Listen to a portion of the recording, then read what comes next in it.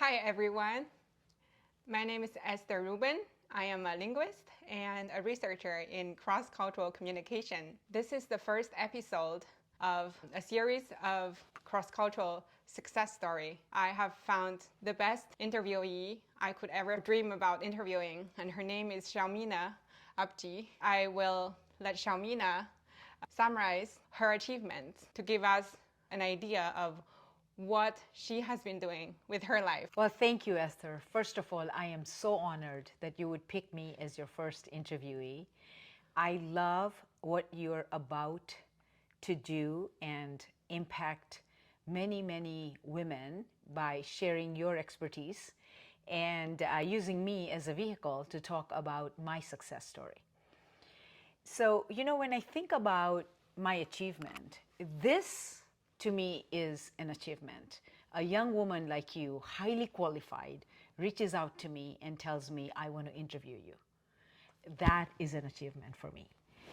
My other achievements, I'm going to start with my personal achievements first. They become more and more meaningful as I move along in my life.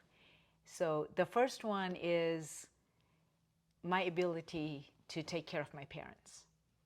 And now that they're no longer here, that weighs much more deeply with me. And, I come from a culture where there are no nursing homes. I come from a culture where our parents take care of us and the children are expected to take care of their parents. Mm-hmm. And so for me, that was a huge achievement and opportunity. The second one is about my children. I raised my two kids as a single mom since they were 2 and 4, while I was also climbing the corporate ladder. And so I feel great now that they're older, they're working, they're independent, and they're great human beings. And so that's my second achievement. My third one was my own success in spite of all the obstacles that I had to go through, both internal and external obstacles. And frankly, that success now pales in comparison to my ability to take my insights and make others successful. And that's what is my passion. I want to be a change agent to increase gender and racial equality in leadership roles. And the reason I am so passionate about the leadership roles is because I have been in way too many meetings where I was the only one in the room. We must be present in the rooms where decisions are being made, especially when those decisions impact us. Today, we're not there yet. And I want to truly be a change agent to ensure that gender and racial diversity is represented in every room where decisions are made. This road is going to be long. This is a tall order. And I need people like you to help me and be my tribe so we can accelerate the success of young women that will then have the runway to get into more senior roles and be the people that make the decisions, that make the policies, that influence how our world works. Thank you so much. That is a very good summary. So I found Shelmina's book while wandering around Barnes & Noble one day. After I read her book, coming from a very strong academic background, having been reading academic papers and books, I found her book so practical, full of good tips and advice. I personally took her advice into practice, how to manage my time, how to prioritize tasks in my day. It has helped me so much. So I am here not just to say, okay, Shelmina has a great story, she's successful, everybody can do it. I'm not here just to say that. I'm here to dig deeper, to find out some more secrets of about how she, coming from Africa, Tanzania, right? Yes. With a humble beginning, but with big dreams. And she came to America, and you had a bachelor's degree in computer science, right? Correct. And then, so today I'm particularly interviewing Shelmina from a cross-cultural perspective.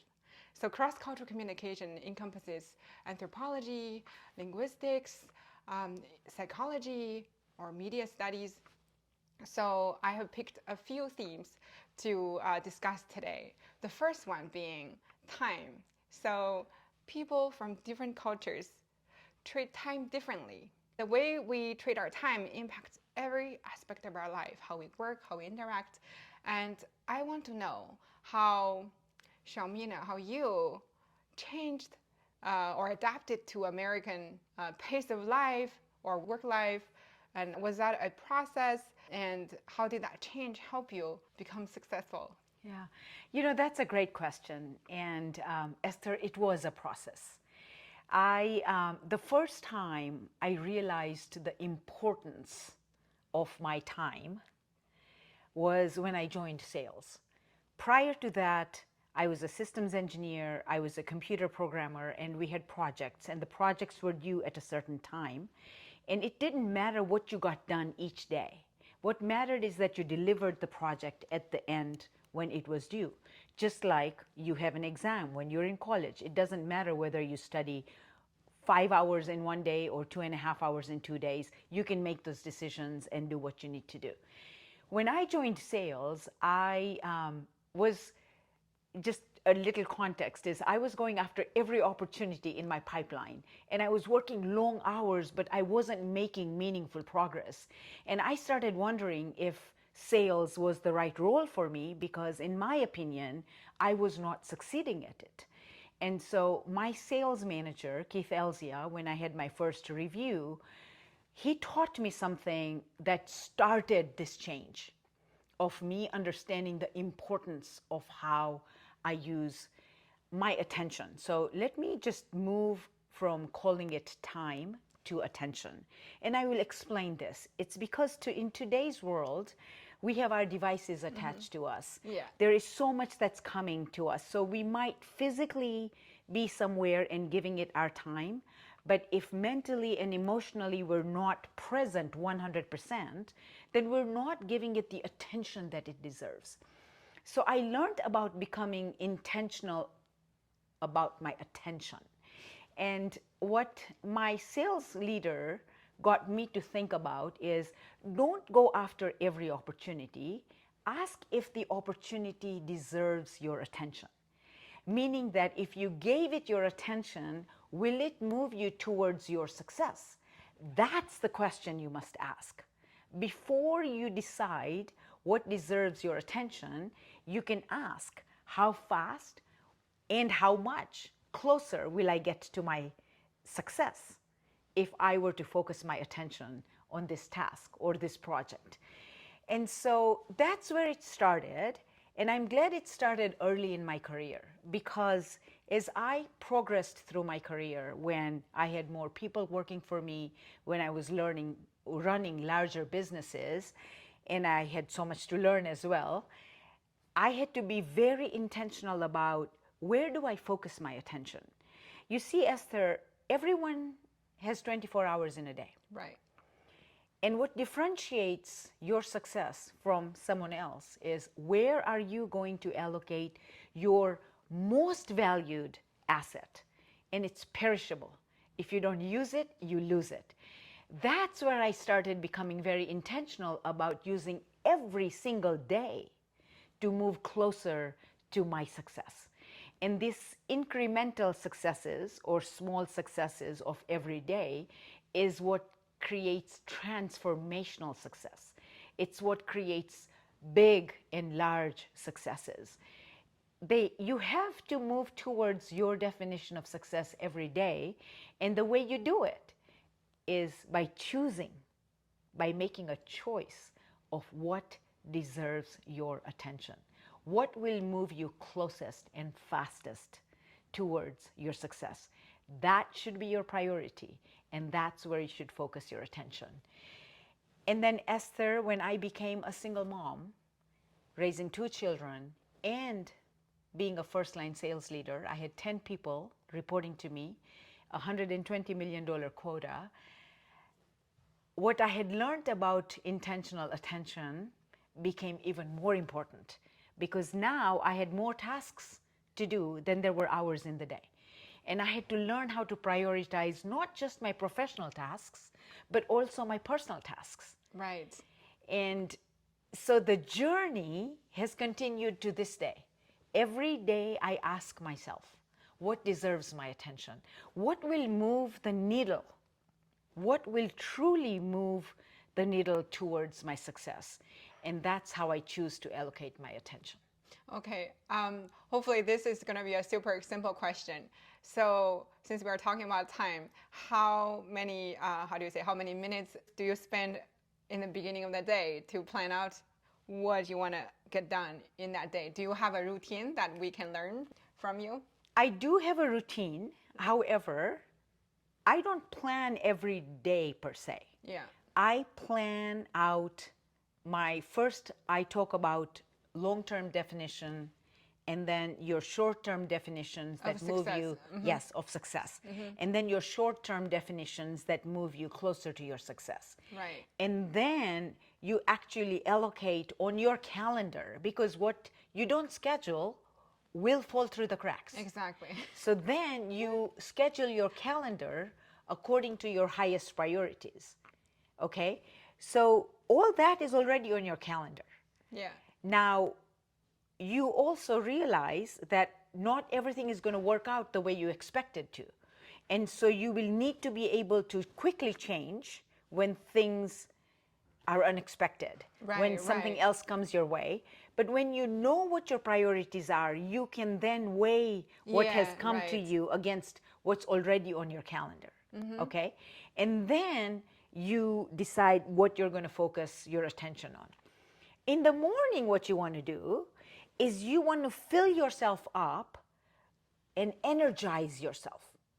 So whatever task that you decide to focus your attention on, you can bring your full self to it, your full energy to whatever it is that you're doing. So you have to sleep well, you have to eat a good breakfast. In my case, I do some yoga, some meditation. So when I start my day, the calendar is already there. Yeah. It's not about scheduling the tasks. It's about bringing your best self to every single task that is deserving of your attention. Thank you. Thank you. That is very helpful advice.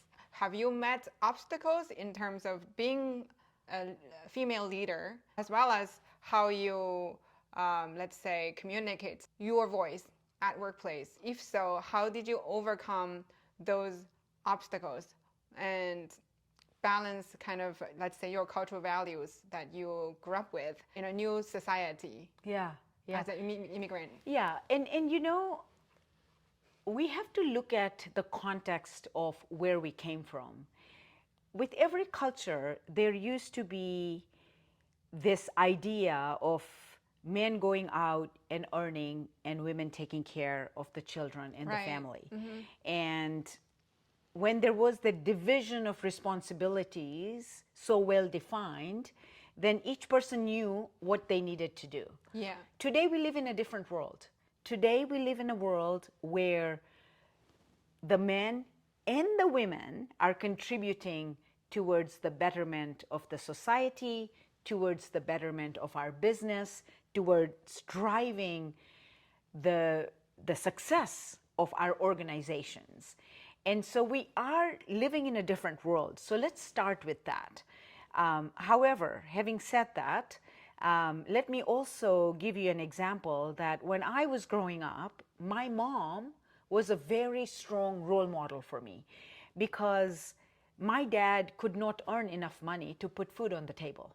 And so my mom, who had 4th grade education, used her talent of cooking to supplement my father's income.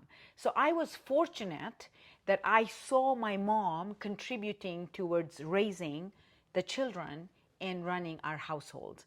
However, when I started work, I was the only person that looked like me. I was the only person that spoke like me or dressed up like me. Everyone came from better socioeconomic backgrounds. Everyone had more experience. I was just starting my career. They had more advanced degrees from better ranked universities. And so my initial obstacle was created by myself, by me undermining my own capabilities and underestimating my worth. By the way, that's why the title of the book, Show Your Worth, because so many of us women have a tendency to undermine our own capabilities and underestimate our worth. And then sometimes, even when we know our worth, we are hesitant to show our worth. So you have to know your worth, and then you have to also show your worth in order to contribute towards the success of your organization, towards the success of all your stakeholders. I'm going to throw at you another psychological question. So in order to do that, to show our worth at workplace, how do you handle like fear and anxiety and feeling a bit uncertain and not sure of yourself? From personal experience, I definitely feel I'm more sure of myself compared to, let's say, 20 years ago, 10 years ago. Yeah. But still, I know there are so many things to learn.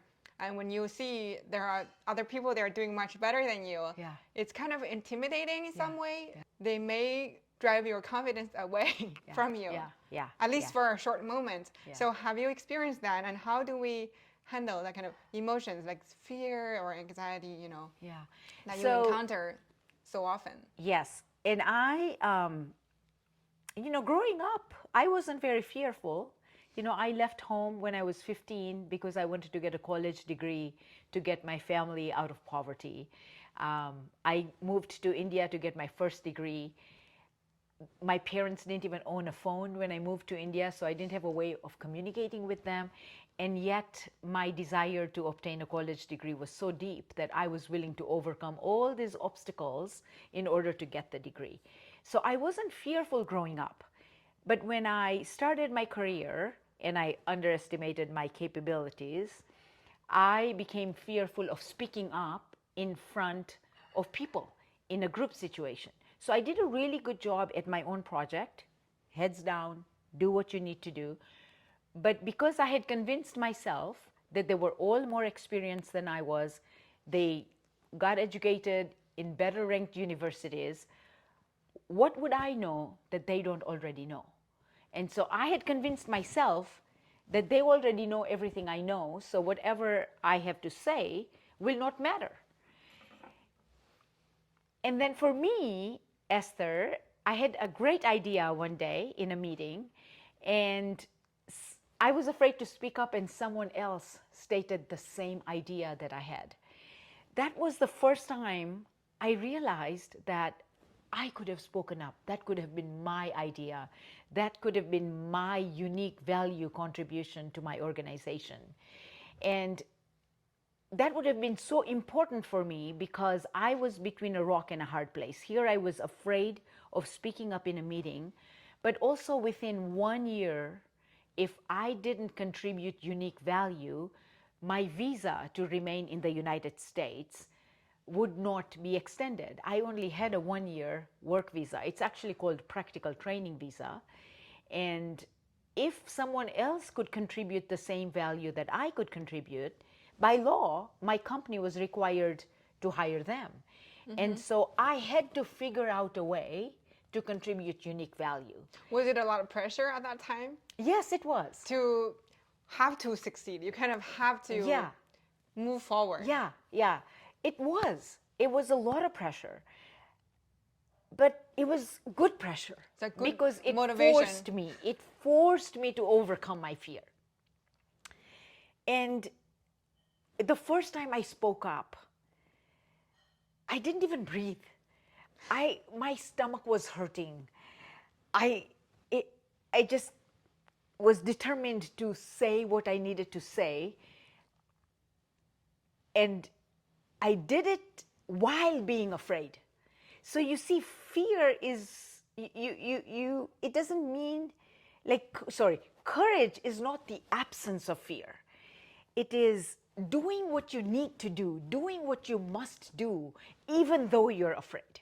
I like that. I really like that. It's like, yes, we have all these feelings every day, but don't let that stop you. Exactly. Going forward and like accomplishing what is important to you. Yeah. And I really like that perspective. When your desire to do what you must do is so intense. Like today I must meet Shelmina. That's why I'm here. It's so intense that you will figure out a way to get it done. And then here's the beauty of it, is the more you face your fear, it never goes away. Even writing a book was scary. Yeah, tell us more about it. I'm going to ask you, Right? how did the idea of writing a book about your journey, your all the strategies you learned over a few decades, right, in the Yeah. corporate world? Yeah. How did that idea come about? It's my first time learning about this as well. Yeah. So please tell us, how Yeah. did that idea come about, and how did you carry through to the point of putting a very good book on the table and now in the marketplace so that everyone who wants to read it can get it? So tell us about the journey. I'm so interested. Yeah. So as I was saying, fear never goes away. It's just that the more fear you overcome, the more you start trusting yourself and have this ability to know that you will overcome this fear too. And so my desire to write this book was so intense that I had to do this. It was my calling. I had to let the women of the world know what I already knew and what took me 30 years to learn. You see, the higher up I rose in the corporation, the more I learned about what truly matters. And initially, I started speaking, I started mentoring, and I started seeing that my insights, the strategies that had worked for me, were working for other women. I saw their career trajectory transform, and I saw them achieving success beyond their wildest dreams. That's what gave me the hope that if it can change the career trajectory of the women that I am working with, then if I put it in a book, then it could change the career trajectory of millions of women. Whoever chooses to buy this book and to read this book and to apply the strategies, their career will transform. And so I was willing to overcome every obstacle that got in my way in order to get this book in the hands of these women. So how many years ago did you start thinking about writing a book? And how many years did it take you to finish writing it and then get it published? I know that's another probably lengthy process. So I will tell you exactly. In 2014, I left my career to pay forward. And I wanted to help other women succeed in their careers. And so that journey led me to become a speaker. And I started sharing my insights. It also led me to have many more mentees because now I had more time. It also led me to join the boards of a couple organizations that were focused on women empowerment. And I was able to share my expertise with all these women, everyone that I interacted and I had a chance to speak to, starting in 2015. And then in 2018, there was another universe conspiring, if you will, where I received almost 200 messages from different women that I had interacted with since 2015. And they all reminded me of how their career has transformed because of what I had shared. Someone came to me and said she got a promotion. Another one said she had a better relationship with her boss. Another one said she had a better work-life balance. And so I had the proof of my concept that my strategies were helping other women transform their career trajectory. And so it was at the beginning of 2019, I decided that I was going to write a book. But that entire year was full of false starts. I started, writing is not my core competence. It was really difficult. And so I looked for other things to fill up my calendar so I didn't have to face the writing. But then COVID hit and my calendar freed up. And that again was the universe conspiring, I feel, to Perfect get timing. me to write. And so I started writing every single day. Esther, I didn't become a good writer. I'm still not a good writer, but what I know is understanding where I need help and to ask for help. So Brilliant. even to write the initial manuscript, I hired editors. My daughter helped me. And after I submitted the manuscript, the editor from McGraw-Hill, the publishing house who gave me the contract to write this book, she took the book to the next level. So I had all the information and In all your head. the substance in my head. I could speak about it, but writing is a very different skill. And so I had to learn how to write, and I had to learn how to ask for help. I didn't want to get a ghostwriter, which would have been easier and a lot less expensive, because I wanted to write it. It's your story. It's yes. my story. I wanted to write it in my voice, and I wanted the pride of achievement when it was done. Because it's my story, and I want my story to become a page in someone else's story, so their story becomes epic. So from the time you started thinking about this idea, having this idea in 2019, right? So beginning of 2019, I decided to write a book. And then it was already put in the market like in 2022. 2022. So it got released in June of 2022. So my manuscript was due in July of 2021. I see. And then the book came out, my initial manuscript was due in July of 2021. And then I worked with the editor at McGraw-Hill. The manuscript was finalized in December of 2021, and then it was published in June of 2022. So it is a process. Yeah, but it is, to my understanding, for a good book to be, published, that is still pretty efficient, I think. Because I have known professors or experts in the field of intercultural communication. They have spent 10 years writing a book in intercultural communication. From, yes, there's interaction traveling around the world. I mean, yes, there are competitive priorities, but I think this is still pretty amazing, because a book usually takes longer than an article, or a magazine, so this is really, really remarkable achievement. So I'm here personally to congratulate you again, and I'm so inspired by you, and I actually, I'm starting to write myself because of you. So I think you did not come from a very academic background, but you were able to put together this book. That is amazing. Do you think your sales experience or background has, trained you to have the great execution skills? And how I personally believe in taking action on great ideas. And if you only think, it's an empty thought. Correct. So correct. How is that? Is that a natural ability to take action, get things done? Or has that been also developed over a period of time? It's a combination of both. Combination of both. Yeah. As I said, even when I was growing up, when I wanted to obtain a college degree, even though there was no education past 10th grade in the town I grew up, no one in my family had gone to college, we had no money. I was stubborn and determined to do it, and I found a way to do it.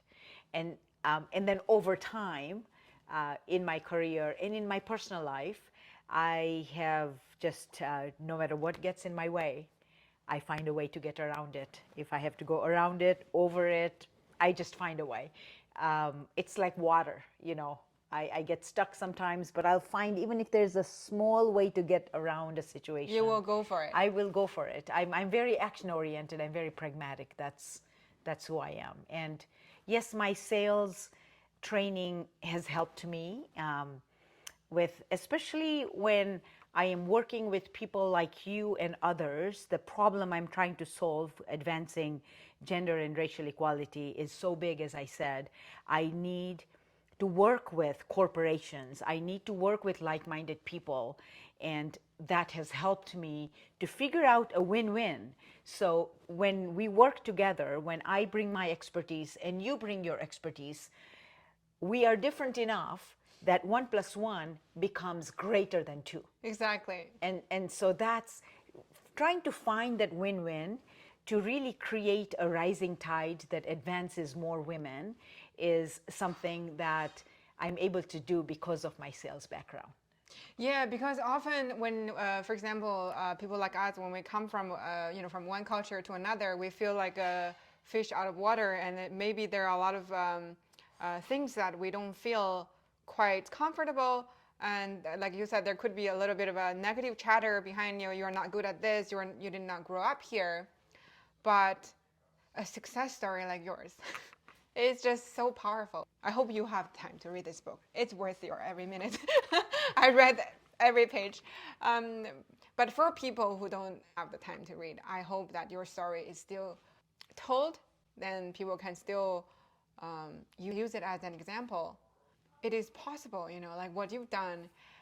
It's amazing. I feel like you're a few decades ahead of me. I am sort of a new immigrant. I personally feel so inspired, and there's just so much we can learn from you. Well, thank you, because 30 years, it took me 30 years to learn all this. Right. It's amazing. And to have young women like you and other immigrants read my story, and if it can accelerate their success, that is my definition of success. Yeah, what I really love about your book is that it's full of actionable items. Yeah. So if you take, we all hear good ideas, but if you take action on them, then that is the real impact I think it brings. And that was by design, because every time I spoke, women would come to me and they would tell me how to do this. We have heard what we have to do, but show us how. And that's why every chapter of my book has exercises that will teach you how to do it. And what else I have been told is that the people that have shared how to do it, the immigrants, the working mothers, the single mothers, they don't relate to what has been written prior to that. And so they're able to identify and relate with my struggles, with my story, because they have been there or they are there now. And so I want to share with them how I overcame all those challenges. And it's not just about challenges. This is the thing I want to make very clear. Yes, there are many headwinds for us women, especially women of color, immigrants, working mothers, single mothers. Yes, there are many headwinds, and we must take those headwinds and convert them into tailwinds. But you also need to know how to make the most of an opportunity. So it's not just about overcoming challenges, but you also want to make the most of an opportunity that is given to you. Because in order to succeed, you need to harness the tailwinds as well and overcome the headwinds. Okay, now again, thank you for the great tips. I'm going to move to another question I believe many people have. University graduates, immigrants. Speaking of like your academic background, what you learned in school, and how do you combine, let's say, what you learned in school, like computer science, with your personality or strength to plan out your career? Like when you started out at a job that, was it relevant to your major? Yes. In my case, it was. Engineer, right? I was a computer programmer. So getting a degree in computer science set me up to become a computer programmer. Mm-hmm. And then from computer programming, I moved to systems engineering. And my technical background that I had of programming helped me with my systems engineering. But what also helped me are my innate strengths. Mm-hmm. Interpersonal communication, which I am very good at. What about enthusiasm? and enthusiasm and energy, right? Yes. So all that helped me work with my clients in addition to my technical background. And then when I moved into sales, all this helped me, but I had to learn a whole new set of skills. Mm-hmm. So the point is that learning never ends. And so you get a degree that sets you up for a role. And when you start, no matter what you do, mm-hmm. seek to intentionally grow your competence. There is an entire chapter in my book of intentional growth. intentionally seek to grow your competence. Today, you can learn from anyone and everywhere. Just never stop learning. But there's also a lot of information, and your information can consume all your attention. So be very intentional and very strategic about what it is that you want to learn. Make sure that what you're learning is moving you closer to your definition of success. Yeah, it's all tied together, isn't It's it? all tied together. So you can tell me your comment on this. My idea of a major, like if you study a major in college, it's like a door opener for you. You can either, some people work in jobs that are directly using their major field of study. And then some jobs you end up moving away from your major, but you're using some general skills. Yes. You kind of learn in school and maybe glean on your way exploring careers. Is that what is your, do you agree with that? Or do you have other ideas about, I'm sure there are a lot of young people who are starting out, they are still finding a path. Yes, yes. So what's your insight on navigation in terms of your academic background and the reality? So the way I look at this is that your career is a long game. Right. Getting a degree, no matter what discipline it is in, is your foot in the door. And then as you learn more about yourself, as you learn more about what energizes you, what depletes you of your energy, what kind of role allows you to contribute more, what allows you to have a bigger impact and influence. And you keep learning about the roles, you'll keep learning about yourself, and you will eventually forge a path and then be ready to pivot when things change. Things don't always work out the way you plan. Exactly, yes. But what you have learned will never leave you. So you see these experiences that you have. Think of your career as a series of experiences. The experiences you have had over time don't matter. What matters is who you become as a result of those experiences. Mm-hmm. The relationships you build, the competence that you build, what you learned about yourself and the culture in which you thrive. And you keep at it and you keep tweaking it, and that becomes a stepping stone to the next step and the next step. And it unfolds. You see, when I was growing up, I could have never imagined that I could be a senior executive at a large company. But as I started rising the corporate ladder, the first line sales manager, second line sales manager, the more you learn, the higher up you go, the more possibilities open up. So be focused and yet be open to possibilities. Yeah, I and like there that approach. is the balance. Yeah, be focused to do what's in front of you. Yes. Do it well, and then also be open to possibilities. Keep an eye on opportunities Yes. all around. Yes, yes. So when you went into sales for IBM, right? Did you ever think about, oh, I'm not using my computer science degree so much anymore? Was that ever a concern for you, or it's not much? No. When I moved into sales, really, I was motivated to make more money. I was pregnant with my daughter and I wanted to buy a house. And so for me, whatever I needed to do in order to make more money, I signed up. I took a chance on myself. And that's the thing I urge you, whoever is listening to me, is take a chance on yourself. There's nothing final. Try something. If it intrigues you, try it. Learn something from it. Everything you try, every experience you have will teach you something that will let you make a better future decision. It is never wasted, never wasted. And so take a chance on yourself, try something. I tried, I wanted to go into sales, I figured it out. Frankly, having a degree in computer science helped me with sales. It has always helped me because it's just the way I think, logically structured. It's never leaves you. Everything you know helps you in some way, shape, or form. So it's all connected. It's integrated. All connected. It is all integrated. And if you're strategic and if you're intentional about learning, and growing new competence, you will use the old competence that you have, and then you will accelerate your success with the new competence that you will build. Yeah, I love your attitude to life, just being open to trying new things, and your passion for success, of course. And I really appreciate that perspective. So thank you. I now I have another question. Do you, we were talking about attitude, right? Trying new things.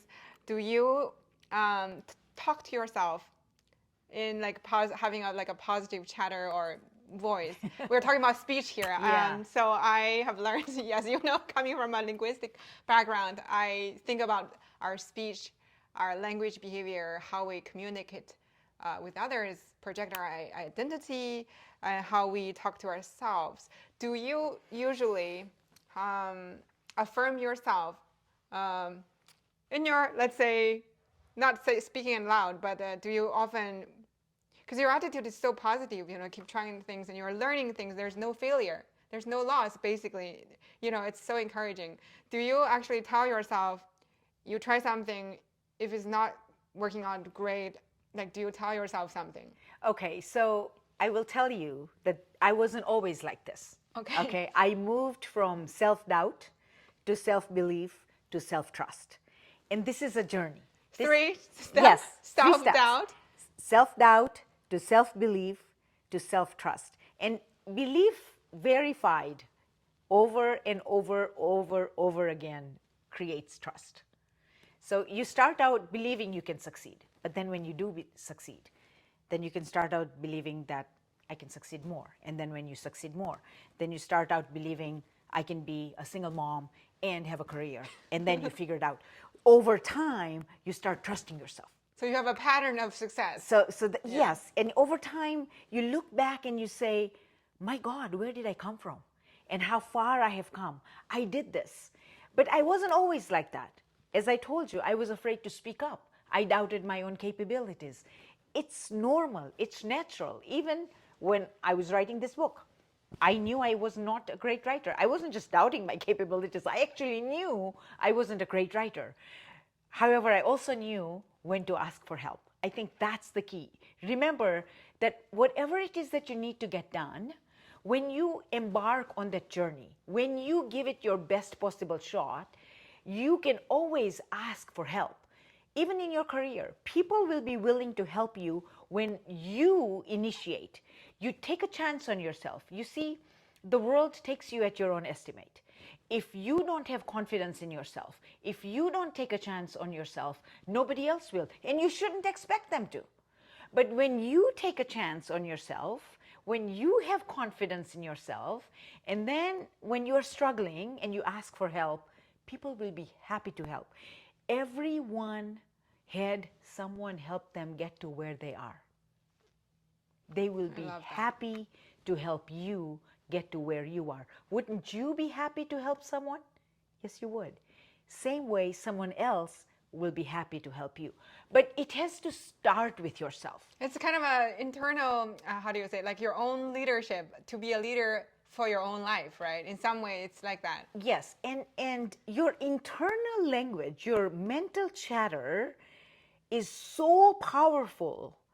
What you say to yourself is going to determine your life. It's going to determine everything. It's going to determine your story. It's more important than what other people say about you. 100%. Because other people, often they don't have the time to really maybe learn who you are, learn about your story, right? Like I think that's why it's like your own chatter.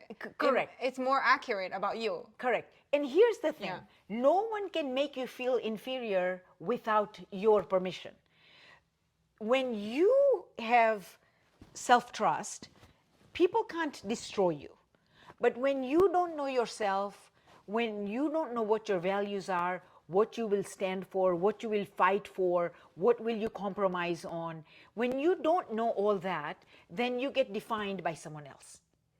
But when you know yourself, no one can define you. I like the term you put on your book. It's a unique value. Yes. I love that. Yeah. I feel like often, like you said, we may feel we're different, or I'm the only person who behaves this way. Yeah. But when you think about put things in the perspective of unique value, Difference is good. That is a whole different way of looking at things. So can you tell us a little bit of difference is good. That's what makes you unique. You see, we try to fit in and be like everyone else. Well, then, like I told you in my first job, if someone else could contribute the value I could, then what's the point of me being there? I'm replaceable. I'm just another number. But when you lean into your uniqueness, when you understand that the fact you're different, you think differently, you will bring a different perspective to solving a problem. And that's how you become valuable. So so many of us think of a weakness is actually a strength. Yes, it's like a coin, like always has two sides. Yeah. Right? Yeah. I kind of see that, we have so many different personalities, out there. Some people, they're quiet, some people are more talkative, but they all have their strength. Yes. It's some quiet people, they can concentrate, they can concentrate well, be efficient. Some talkative people are social, building teamwork. I really agree with you on that one. and the world needs all of us. Yes. Difference is good. Yeah, I also like the very beginning of your book, you talk about the definition of success, because we all have some fundamental questions to ask ourselves. Yes. Like, what is success to me, right? Yeah. What does success mean to me? So I really appreciate that. So you are saying for different people, they can define their success, then pursue it. Correct. It doesn't have to be sales. It doesn't have to be not at all. High executive. You have to know what's important to you. And you have to know what energizes you. Because if you take on a role, say you use the word, some people are talkative, some people are quiet. If you take on a role that requires you to be talking all the time, and you know you're not talkative, well, that role is going to be an uphill battle. So don't take it. There's so many other roles. Yes. Find the one that works. in which you shine because of who you are and what you bring. It's about the matching, right? Yes, it's about a fit. And it's a win-win situation. If you find the right fit, yes, you can contribute more. Yes. And then it's like a win-win situation, isn't it? Correct. I love that. It is. So I'm interested in hearing, we're approaching to the end of our interview. I'm interested in hearing what you plan to achieve in the next 5 to 10 years. Your vision, and as a leader, inspiring leader to many of us, we might be able to join, playing a part of your vision one way or another. I would so love that. My vision is to change the number. It is to change the number of gender and racial representation in leadership roles. Globally. You're talking about not just North America. Globally. We're talking about big dreams. Big dreams. Big dreams. And this is why you are so important to this. Is because I love anything global. And you are going to allow my message to get to people that I might not be able to reach on my own. So my purpose, my definition of success is to advance gender and racial equality in leadership roles. Today, the numbers are not good. And frankly, the pandemic has made the numbers worse. And we can't let that happen to us. We have worked way too hard and come so far, we can't be moving back. So I need everyone listening to me today is not only for you to opt into the leadership pipeline, for you to know and use what I'm teaching you. I want you to know you too can become a leader. Every single one of us has the capacity to lead. And so opt into the leadership pipeline. Don't let anything stop you. And while you're going up, take a few others with you. Present this book to someone. Share your struggles, share your challenges, but also share how you overcome those challenges. Become an inspiration to someone that's watching you. You don't even know who is watching you. So live in such a way that others will look at you and say, if she can do it, I can do it. Share what you can that will help accelerate their success. If we do this together, Esther, we will see women and other folks represented in every room where decisions are made. Together, we will achieve gender and racial equality in leadership roles. That's amazing. This is all tied to power, right? How we impact our society, make our society better, more equal. Yes. And there are more voices, how do you say, like diverse voices being heard. Yes. Underrepresented groups who are not able to speak themselves or who are not able to speak for themselves well. Bring them along. I think there's Bring a them along. great space for us to work, Yeah. work at in terms of elevating their voices, and making our world a better place. Yes. Isn't that wonderful? Yes, yes. And we will do it together. Yes. We will do this together. Yeah, this is Thank you so inspiring. so much. Yeah. Thank you for all the insights and even for making yourself available. Shelmina is so generous with her time. A lot of appreciation. Thank you so much. I also want to thank you for all of our audiences who will be listening to this conversation we've had. Well, thank you for giving us your time, and thank you, Esther, so much for turning this into a passion project. Your success is my success.